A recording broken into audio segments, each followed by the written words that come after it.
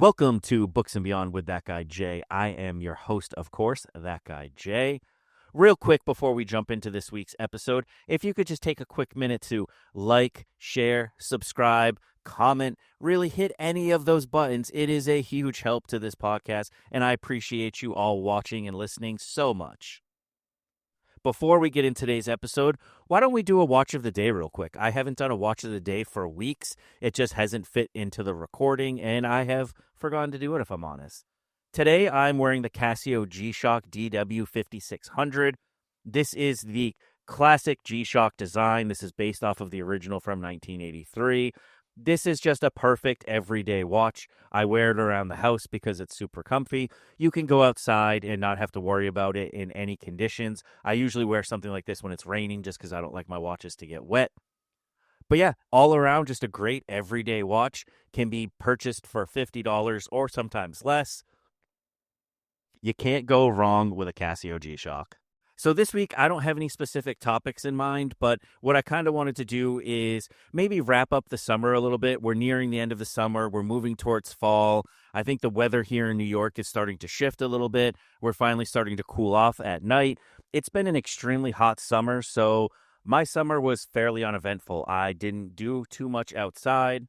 I'm very excited for fall, though. I love fall weather. I have some great ideas for some photography projects in mind. But yeah, so this is just kind of going to be a yapping episode, if you will.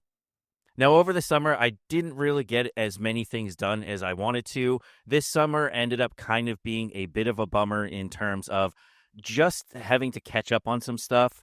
Had to catch up on boring things like doctor, dentist. My daughter had a bunch of doctor's appointments, and that's actually something that impacted the summer as well. She was recently diagnosed with POTS, and she overheats very easily. She always has overheated very easily, and now we kind of know why. So we didn't get outside to do as much as I wanted because it was a little bit overwhelming for her, but I am excited this fall to get out and do some photography in particular with her. I did get out and I got to do some shooting with my new camera, and I'm absolutely loving this thing. This is the Fujifilm XS20. I'm still learning how to do video on it. I've only taken very basic video clips, so I still need to dive further down the rabbit hole with this, but I can't wait for the fall weather, the changing leaves, the beautiful scenery, and what I'm most excited about, I think, is I was able to get this. Technically, it's vintage at this point. It's 20 years old, but I was able to get a Canon 5D Classic for my daughter. I got this for a fantastic price. I only paid about $130 for it, and she's very much wanting to learn photography as well. So I can't wait to get out this fall and go shooting with her and watch her develop her skills and pass along the photography knowledge that I do have. I think that that's going to be a ton of fun. That's part of why I'm looking forward to fall so much, I think, is I really want the cooler weather so I can get outside and do more things. The fact that I walk with a cane does make walking more difficult, obviously, but it also means that I overheat a little bit too, just because I feel like I'm working harder to walk. So I think in general, my daughter and I both will benefit from the nice, cool fall weather. We'll be able to get out and do more activities, and I'm really looking forward to that. And on the subject of my daughter, real quick, she turned 16 on Friday. It is the craziest thing. I'm still having a hard time accepting this.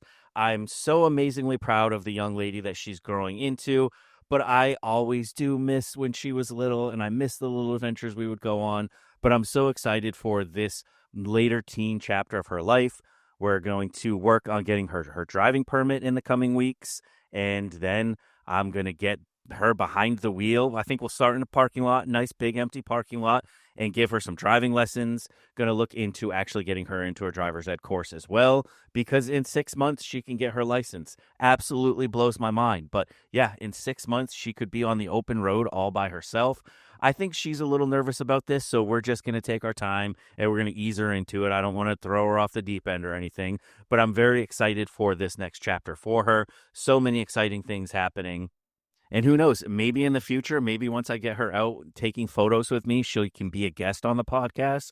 I've tossed that idea around to her before. I think it would be super fun to get to chat with her a little bit. She's an extremely talented artist. She does most of her art now in like the digital format, but she also does still sketch and paint. And throughout the years, she's gotten into all sorts of art. She's done things with clay and any medium you can really think of. That's why I'm excited for her That's why I'm excited for her to get into photography, because I think she just has such a natural ability with art, one that I don't have at all. She didn't inherit that from me, but I think she has such a natural eye and such a knack for artistic endeavors that I think photography will be one that she really excels at, and I'm excited to see what she does with it.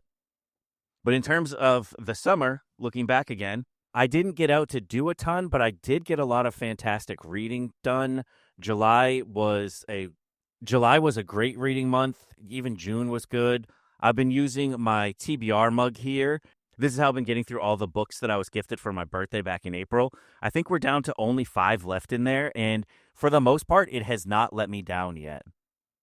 The only miss I had was with Lonesome Dove. I ended up having to DNF that one, which was a super unpopular opinion, but that book just wasn't working for me. And one of my goals for 2025 was to DNF a book, which seems like a silly goal, but I pushed through a lot of books in the last couple years that I probably shouldn't have finished. And I definitely ended up wasting my time because they weren't books for me. And I think that's something that as a reader, we all need to do at times is just not waste time. If you're not enjoying a book, don't force yourself to finish it. I've done that, and it was for book clubs, and I at least felt like I had a reason to finish. But I've also done that a bunch with books that I had no business finishing because there was no need to. I didn't have to. None of us have to. Reading is supposed to be fun. If reading is supposed to be something that we do for an enjoyment, and if a book is feeling like a slog, if it's really hard to get through, move on to something else. Move on to something that works better for you. Even if you just set a book down and a lot of people call it a soft DNF, maybe it's not right for you now and it will be in the future. But every day, if you're reading or whenever you read, it should be something that you enjoy. It should be a fun activity. And so I've been trying to do a better job of that this year. And like I said, the TBR jar hasn't let me down other than that one. And that's a beloved book. So that was just it not working for me. I think I had every right to be excited about it, and I was excited about it. I read 500 pages, and I was only at 51% or 49%, something like that. And it just wasn't for me. So we've moved on. I think I've already read maybe 8 or 9 books in the month of August, and we still have, about a week left? So this is going to be a really strong reading month for me. I have had one book on hold all summer, and that was Beartown by Frederick Bachman. And the Libby hold came through for the audio. So the other day, I went to the library and I picked up a physical copy so I can immersive read that. I'm very excited to get into this series. I've heard amazing things about it. And that actually brings me to something else that I've done this summer, and that's visit the library. I had a couple months where I didn't go at all. I've been to 2 new locations in the past week. I do have a long-term goal of going to every library in my library system. I believe there's either it's 36 or 39. I always mix up which it is, but there are a lot of them, and over time, I would like to visit all of them. I think so far I've been to about 6 or 7 locations, and they're all so different, and it's so fun to explore and check out the different things they have. This week, the new location I went to was very cool. I didn't have a ton of time there, but they had an outdoor terrace. They had a 3D printing setup and a Cricut setup where you can get things 3D printed, and they will help you with different crafty things like that. They had a game board and puzzle section where you can check out different game boards and puzzles to take home. They had everything from CDs to audiobooks on CDs still as well. It was a great location. It was not the biggest one I've been to by any means, but they had a lot of really cool stuff packed in there. I've been really enjoying checking out different libraries. I think that libraries are something that are way underutilized by most people, but especially us readers. I know a lot of people watching are here from Book Talk, and yeah, go to your library. They need the support, and also they offer so much cool stuff, and books are expensive. This economy is tough. We can't all be buying new books all the time. So yeah, check out your local library. It's a ton of fun. I'm actually looking into doing more things at the library. I think I might start going to maybe edit the podcast. I usually do that at a cafe, but there's other computer work that I need to do, and I think that being in a setting like that would be less distracting than trying to do it in my room. So I want to incorporate the library more into my weekly schedule and then add in new locations as I can. Like I said, there's a lot of them, so it's definitely going to be a very long-term goal. I'm not going to try and visit everyone by the end of the year or anything crazy like that, but long term, I do want to get to each of them at least one time. I think that that would be a really cool accomplishment to be like, hey, look, I've been to every library system in this county. I did make a book talk video as I explored the location on Thursday, I believe I went. And I'm going to try and get better at that. I'm still a little bit shy about filming in public. It's something that I'm working on. As a socially anxious person, having your phone out and filming, and especially speaking to your phone in front of other people, is definitely something that's a little bit scary. But I think I have improved. I'm getting a little better at it each time, so I'm going to keep working on it because I would like to document all of these different libraries as well. I don't know if anyone local follows me, but it would be kind of cool if someone saw one of the libraries and realized it was close to them and decided to go check it out for themselves. So that's something I'm going to continue to work on as well. I have a lot of stuff planned for this fall in terms of my content and in regards to the podcast. I have some very cool guests lined up. I just have to nail down dates so that we can get the recording set up. And hopefully one of those guests will be on next week. We'll see. I'll keep you all updated. Fall is my favorite time of year always, but I'm especially looking forward to it this year. I'm fully leaning into the fact that fall is the only season where I want to read seasonally. The rest of the year, I'm very much a mood reader. I just read whatever I want in the moment, whatever I'm in the mood for. I don't stick to strict TBRs. I don't even read one book at once. I usually have more than one going just because throughout the day I might be in the mood for a sci-fi or a fantasy or something different. But fall is the one time of year where I have noticed in recent years that I am drawn towards certain types of books. So I'm just going to fully lean into it. Starting next month, it's going to be all fall vibes. I'm going to be looking for thrillers. I'm going to try some dark academia, which is a genre that I haven't read a ton of, but the ones that I have read, I enjoyed. So if you have any dark academia recommendations, definitely let me know in the comments. I'm, of course, going to be getting into the horror books for spooky season. I'm hoping to finally read It. I've started It 2 times in the past and never finished it. I'm trying to see if my cousin Kaylee will do a buddy read with me. She's read it before and she was wanting to reread it. So now would be a perfect time if she wants to jump in and read it with me. I think that would be super fun. There are some other Stephen King books I want to get to. And then there's also a whole variety of horror books that I didn't have time for last spooky season that I want to get to. I want to get to more Nick Cutter. I want to get to a whole bunch of books. I'm very excited for spooky season. And again, if you have any spooky books or thrillers, any of those, let me know in the comments what are your favorites. I will definitely check them out.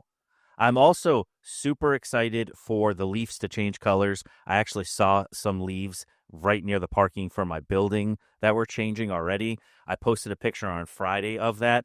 That's something else I can talk about real quick. I'm also doing this new series where every Friday I am showing the scene that I see and then zooming in exactly and showing you the shot that I got from that scene, kind of to show how my eye works and how I look for different things. And this has been a really fun challenge because I've been doing these pictures with my iPhone. And while the iPhone cameras are very good, they're obviously not nearly as capable as a mirrorless camera. And it's been really cool. I'm trying to find just everyday scenes. For example, Friday, I just got out of my car after I parked and I looked around and I saw these leaves that were changing color already and I found a cool shot with them. So I showed, the wider scene, the whole parking lot, and then the next slide is zoomed in on what I actually decided to frame as my picture. I've been doing that for about 3 weeks, I think, 4 weeks. I'm going to continue to do that every Friday. That's been a really fun photo challenge. And I've been trying to incorporate more photo challenges into what I do when I'm outside. I take my camera with me just about every time I get in the car, even if I'm just going to run errands. I have found that it's really nice to have it just in case I see something cool. But as the weather cools off, I'm a big hoodie guy. I love hoodies. It's my favorite clothing. I can fit my camera I can fit my camera right in the front pocket because these mirrorless cameras nowadays are so small.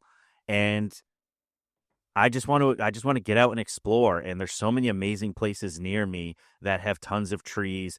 Directly across from me is the Palisades in New Jersey, and that's going to be turning some beautiful colors here soon. I'm just really excited for this fall. I don't think I've ever been this excited for fall before. Like I said, it's always been my favorite season, but I have so much stuff that I want to do this fall, and I just can't wait to get to it. I read online recently that it's going to be a cold fall and that fall is going to hit early, and I couldn't be happier. I'm usually, in the past at least, I was always someone, especially as a teenager because I was a surfer, I was always someone that was looking for summer to drag on as late as it could. I wanted the weather to stay warm. I wanted that water to stay warm so I could keep surfing into September, October, and with a wetsuit sometimes even late October. But now it's been too hot. The summer has been crazy hot, and I want to get to the fun outside stuff. And I think fall will be the perfect time to do that because I don't want to overheat. I don't want my daughter to overheat. I'm just really excited. I'm working on some fun stuff related to the podcast as well, but more information to come with that later. I'm working on a newsletter that I'm going to set up, and that's going to have some cool things attached to it. That'll probably be a few weeks to iron out all of the details with that. This fall, I think it's in the fall. It might be early winter, late fall, I forget. But New York will be having the Wind Up Watch Fair again. I can't wait to return to that. That was such a fun time. And I think actually two people who were guests on the podcast before have mentioned that they're going to try and make it to New York for that event. So I would get to hopefully meet up with Andy and Des in person, which I think would be a blast to get to hang out with some fellow watch enthusiasts, some Books and Beyond alumni. I think that would be really cool. That would be a great opportunity for some really fun content. But yeah, I think that's about it. This is going to be a little bit of a shorter episode. Like I said, I was hoping to record with some people this week, and things just didn't line up time-wise for us. But that is going to happen in the coming weeks. So I have some exciting guests coming up in the next few weeks. I just wanted to get out an episode still, and I thought that this would be the perfect opportunity to kind of go over the summer and how it was a little bit of a letdown in terms of excitement. Didn't get a ton done. It was very much just adult catching up with chores kind of stuff. But I'm very excited for the fall. I think there's going to be a lot of cool content coming out from me and hopefully others as well. But as always, thank you so much for taking a little bit of time out of your week to join me here on Books and Beyond with that guy, Jay. If you could just take a second to please share this with anybody who you think might be interested. And the biggest thing is if you could leave a 5-star review on Apple Podcasts, that would help a ton. All you have to do is go on there and click 5 stars. You don't have to write anything. You don't have to write a review. It's very quick and easy, but it helps the algorithm a ton. But yeah, that's it for me this week. I will see you again next week. Thank you so much.